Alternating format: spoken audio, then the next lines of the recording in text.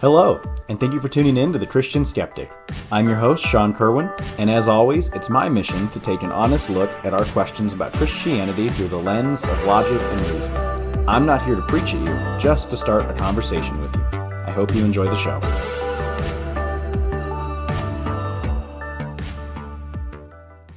So if you're no stranger to the internet, then in recent times you may have come across videos or articles talking about something called the Shroud of Turin. The Shroud of Turin has been gaining a lot of attention lately as there are some critics and some people going around claiming that previous studies done on the Shroud were conducted incorrectly and that the Shroud of Turin is in fact the burial cloth of Christ. In other words, in the Bible, when it talks about Jesus being buried, there are two examples in the Gospels that make mention of some cloths. I guess three, depending on how you look at it. But Matthew and John both give examples of Jesus having some linen or some cloth wrapped around him. In Matthew 27, verses 57 through 60, after the crucifixion, Matthew records, "When it was evening, there came a rich man from Arimathea named Joseph, who was himself a disciple of Jesus. He went to Pilate and asked for the body of Jesus. Then Pilate ordered it to be handed over. Taking the body, Joseph wrapped it in a clean linen and laid it in his new tomb that he had hewn in the rock. Then he rolled a huge stone across the entrance to the tomb, and he departed."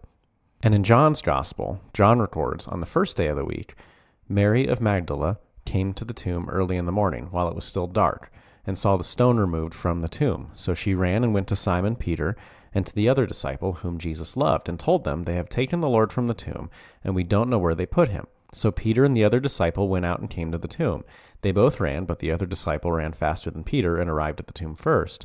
He bent down and saw the burial cloths there, and he did not go in." And then the next verse says, "Simon Peter came along behind him and went straight into the tomb. He saw the strips of linen laying there, as well as the cloth that had been wrapped around Jesus' head. The cloth was still lying in its place, separate from the linen." And so the Shroud of Turin and its existence raises a question of what happened to those cloths. And it raises kind of more than just a question about that, right? It raises the question of, do we have physical proof of the death of Jesus Christ? Now, for some, it also raises the question, do we have proof of the resurrection of Jesus in a cloth, which to me is kind of funny. And I've heard this argument given by preachers and people claiming to be scholars and claiming that the shroud is authentic, that this proves the resurrection of Christ. This is an apologetic type argument that proves that Jesus rose from the grave because of the way the blood is only basically flashed or photographed onto the first layer of linen. And that's silly. And if someone says that, you should probably not have a serious conversation with them, because a cloth can't prove the resurrection. It proves a body was there if it's real, but it doesn't prove a body was raised from the dead. And there are other apologetic and theological arguments that exist that can help you get there based on evidence, but a cloth doesn't prove that Jesus rose from the grave. So whether it's real or not, this is not the end-all be-all as far as apologetics and theology goes. And if anyone says it is, again, you should probably not listen to them, because they're probably a used car salesman at heart. And maybe they have good intentions, but, well, they're kind of stupid. Like, to not put it lightly. So, I'll get off my soapbox here. Nevertheless, is the shroud real? So we have a whole bunch of different arguments that date back to the medieval times on both sides of the aisle. We have a bunch of arguments saying that the shroud is real, and we have a bunch of arguments saying that the shroud is not real.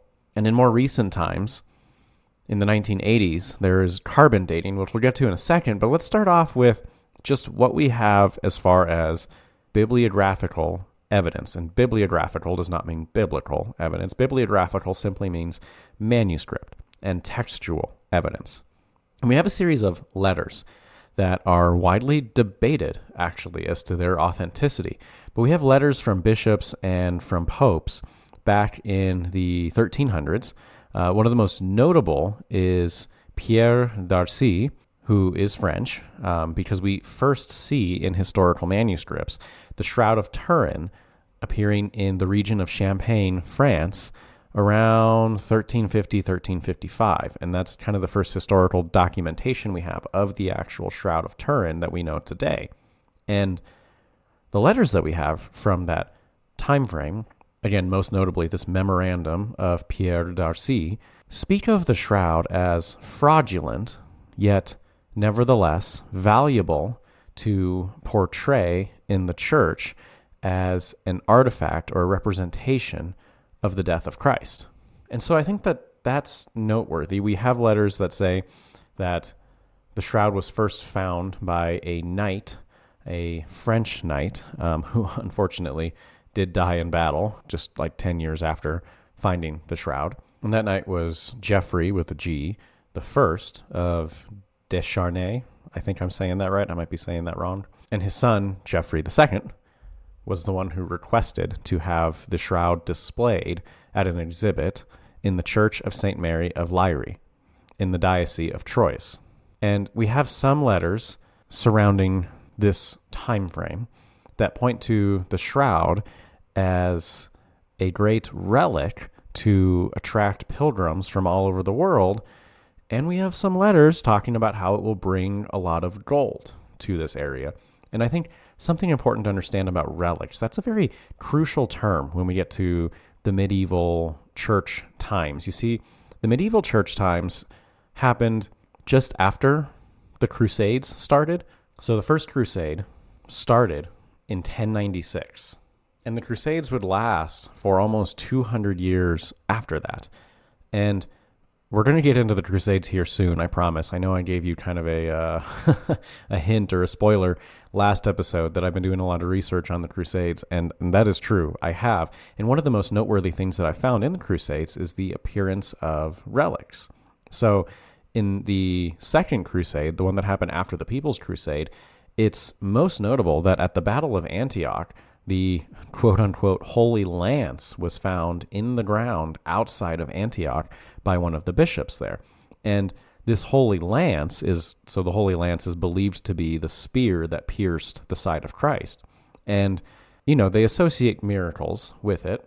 And whether that's true or not, one of the borderline most miraculous things is that these crusaders that were hungry and tired and had walked all the way from the Holy Roman Empire, which was neither holy nor Roman nor an empire, which is kind of funny, but we'll get to that in future episodes. But they'd walked all the way from the Holy Roman Empire to Antioch, and they were tired and they were starving, and they were losing until they found the Holy Lance, and that caused them to rally and win the Battle of Antioch against the Turks. And again, we'll get into the implications of that here in a coming episode. Nevertheless, that relic then almost became a cult-like symbol and had a cult-like following and was eventually destroyed by the church. And so you can't actually go to Italy today and see the Holy Lance, but you can go see the Shroud of Turin. And the Shroud of Turin, again, finds its earliest recording probably 100 years after the last crusade, a time in which the world had calmed down a bit, not a ton. There was still a lot of upheaval in the world at that time, but the idea of a pilgrimage after the Crusades, which the Crusades were kind of a pilgrimage anyway, but the idea of a pilgrimage to visit holy sites and holy relics had started to gain a lot of traction at this time, 100 years after the Seventh Crusade. And I'm not accusing the church of total corruption, and I want to be careful with that, because there was some corruption in the church, and there is still some corruption in the church today. And I want to kind of hold this middle ground, and I encourage you to do the same, where we don't look away from the corruption.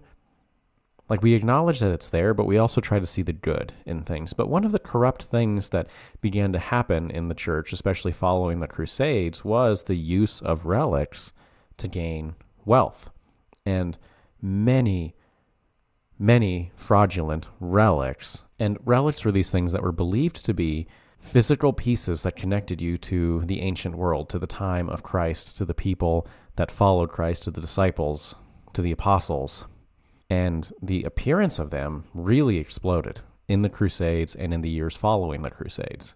And so I think we need to look at this with a skeptical eye. Now, there is some pushback on this memorandum of Pierre d'Arcy. there's some pushback that this was initially published in the 1800s as a finding by an archaeologist, and some of the advocates for the authenticity of the shroud point to the fact that the date isn't actually necessarily known on this memorandum of Pierre d'Arcy. We just know when he lived and when he was a bishop in France. However, the date could have been a forgery as this letter was published. And so that's important to note. And why it's important to note in the 1800s is because that's the first time we had photography. And that's really the first time in our modern era where the Shroud of Turin kind of gained more international attention is when a photo negative was taken of the shroud and a face appeared in it, and a face that looked like artistic depictions of the face of Christ. And so that's a noteworthy event in the shroud's history. It doesn't prove the shroud's authenticity, though, because we also have to understand that one of the prophecies about Christ in the Bible, and this comes from the 53rd chapter of Isaiah in the 2nd verse, said he had no beauty or majesty to attract us to him. And commentators have noted that this is a very important verse, that Jesus was not this very handsome, beautiful-looking man. And a lot of art depicts him as being such, as having these rigid cheekbones and this perfect physique as he's being crucified on the cross. But Isaiah's prophecy said he was actually very plain looking, in other words. And so add that to the story of the shroud and the artistic depictions of Jesus Christ, that he was just a plain looking Jewish man.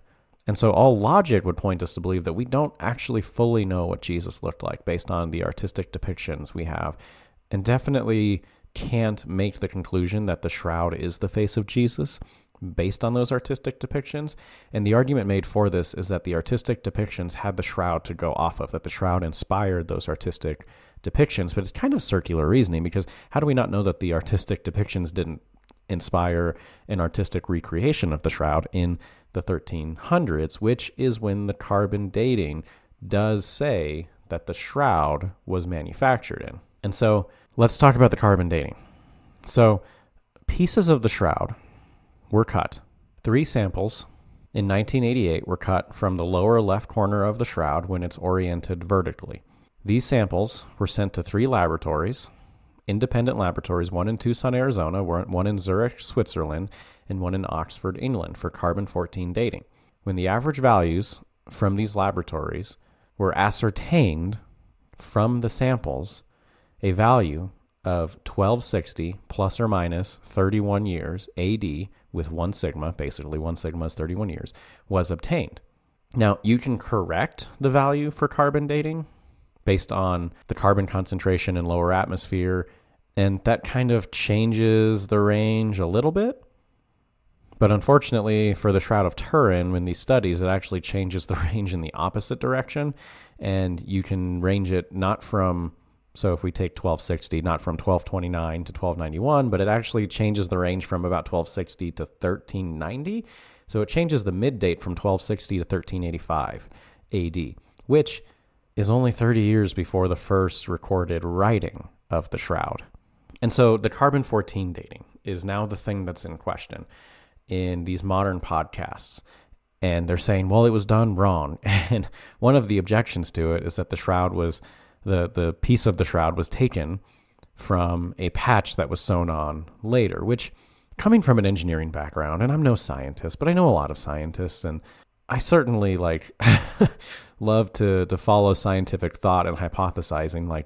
It's very easy to see if there's a piece of fabric that clearly doesn't match because it was sewn on 1,300 years after it was made, and just say, let's cut a sample not on that. So the fact that they're saying that 3 independent universities in 3 different countries on different sides of the world would cut a piece of fabric from this cloth that was sewn on in the 1300s is kind of silly. There was a lot of money and there was a lot of research that went into this carbon dating study. And I think another point is, if you look into some of the people that are saying the shroud is real, they're actually being funded by the Vatican right now. And so, sure, the Vatican can fund a study, but there is an inherent bias when the people supplying the money are also the people in possession of the shroud.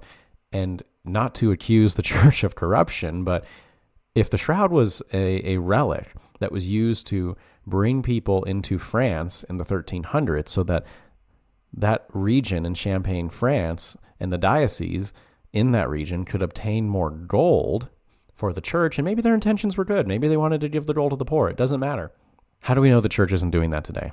I'm not accusing anyone of that. I just want to throw the question out there. My skeptical mind sees that many of the people that are going on these big podcasts and appearing on Tucker Carlson and talking about the shroud being real are funded by the Vatican. And I think that that's just noteworthy, because if the carbon dating was done wrong, if they violated certain rules and they carbon dated a patch that was sewn on later, let's go cut another patch.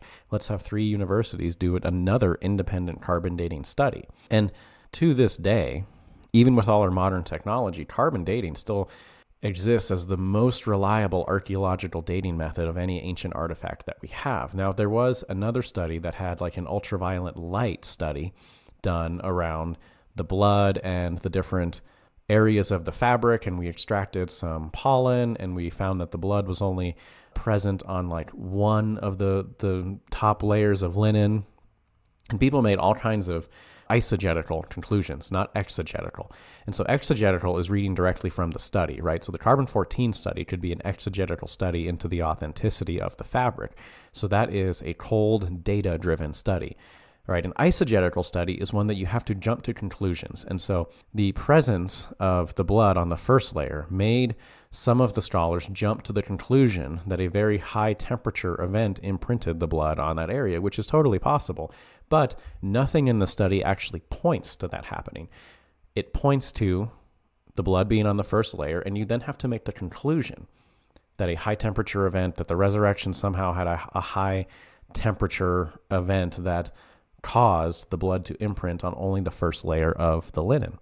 Now, they also say that pollen and a microscopic amount of dirt around the nose and on one knee, and the content of the blood, and there's also microscopic traces of limestone that are all supposedly only found locally in Jerusalem. And I again point back to the historicity of the documents and what was going on post the Crusades, because limestone was one of the main building materials post the Crusades after they took back Jerusalem.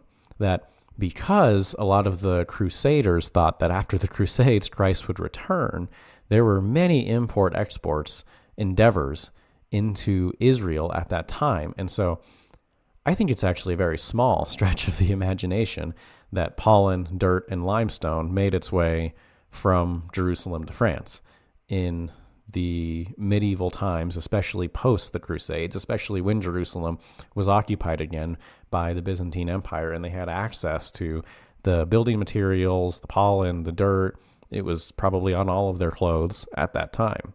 Now, to be fair, there is not a study of the Shroud of Turin that says that any kind of paint or acrylics or dyes or acidic materials were used to produce the image or the bloodstains. Now, there are a few different theories out there on both sides. Obviously, the theory from the shroud being authentic camp is that, well, it's actual blood. And you could say that theory is true on the shroud being a fabrication from the Middle Ages, that someone just used actual blood to construct the shroud. Knowing what we know about the Middle Ages, this would actually not be a very far-fetched theory. There are some other theories about different materials that can have the appearance and mimic blood consistency that perhaps could have been used in the construction of the shroud as well. So I just threw a lot at you. And this has been a very technical podcast, but I warned you at the beginning, we're going to throw our archaeological thinking caps on here for this one. I think the answer is we don't actually know. I think there's a lot of evidence that keeps me from being convinced that the shroud is the authentic burial cloth of Christ. Maybe it is, and I'm totally open to being proven wrong on this issue. If the shroud is the authentic burial cloth of Christ, that's fantastic. That's super cool. I'm not going to make a pilgrimage for it, and I'm not going to care about it any more than just to say that's super cool. I was in Rome a couple months ago, and we went to a church that had what they thought, or what they claimed, were the steps that Jesus walked up on his trial with Pilate. And we walked into this church, and it was a beautiful church. It was an ancient, church in Rome that was over 1,000 years old, and it was gorgeous. And they had a set of stairs next to the set of stairs that Jesus supposedly walked up to be tried by Pilate on. And if you wanted to walk up those stairs, you actually couldn't walk on them. You had to take your shoes off and crawl on those stairs. And, I just didn't feel like doing it. It was very hot. I was in Rome in June, and crawling on my hands and knees up a set of ancient wooden stairs just did not sound very fun. So I walked on the stairs next to those. And it struck me as I was in that church that those stairs literally don't matter. And I want to be careful here because I know the shroud is controversial, and I know some people really think the shroud matters, and I know that some people might have even come to faith based on the Shroud of Turin. But the reality is, the Shroud of Turin cannot save you. The Shroud of Turin does not wash away your sins, and the Shroud of Turin did not raise from the grave. Whether it's evidence or not of Christ raising from the grave, it's not that big of a deal. Again, not to be insensitive, but Jesus gave the Great Commission, telling his disciples to go and to teach, to go and to preach, to go and to proclaim, to go and to talk to other people. Not say, look at this stupid piece of cloth, and everyone will be convinced. And so, I know we're just about out of time here, but I'm not convinced. Again, I could be proven wrong, but I'm going to go out on a limb and say I think the shroud is a medieval fabrication. I think the evidence of the Shroud of Turin is stacked up against it being real enough that I'm going to need a lot more convincing for it to actually be real. But I don't think it matters. And I know it does not take away anything from the death and resurrection of Jesus. But I'm curious, what are your thoughts? I'd love to hear from you, as always. And as always, thank you so much for listening, and I hope you've enjoyed the show.